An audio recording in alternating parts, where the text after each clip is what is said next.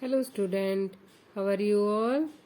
I hope you are staying fit and healthy. Dear student, in a previous class we have done by sound of A.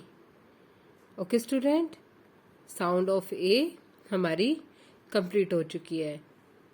Then today we will learn sound of E.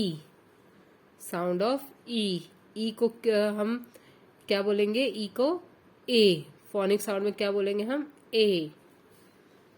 इसकी अब two parts है. इसको to है इसमें parts में. देखो, at, at, at, ed, ed. At के हम पार्ट्स, एट्स को पहले हम रीड करेंगे. ब एट, बेट. इसको हम एक वर्ड्स में बोलेंगे हम.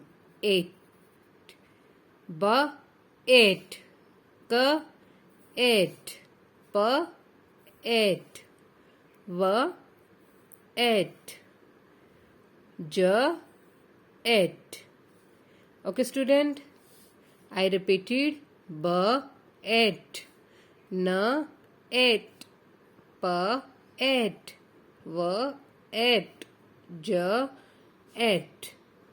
ओके स्टूडेंट, एंड हमारा नेक्स्ट है एड. Ed, ed. पहले हम इसे ही बोलेंगे. जब तक हम इसकी बोलने की प्रैक्टिस नहीं करेंगे, इसको हम बोलना नहीं सीखेंगे, तब तक हम नीचे वाले वर्ड्स को अच्छे से नहीं बोल पाएंगे. So you did it. Ed, ed, ed, ed. ब एड, बेड. फ एड, फेड. ल एड, लेड.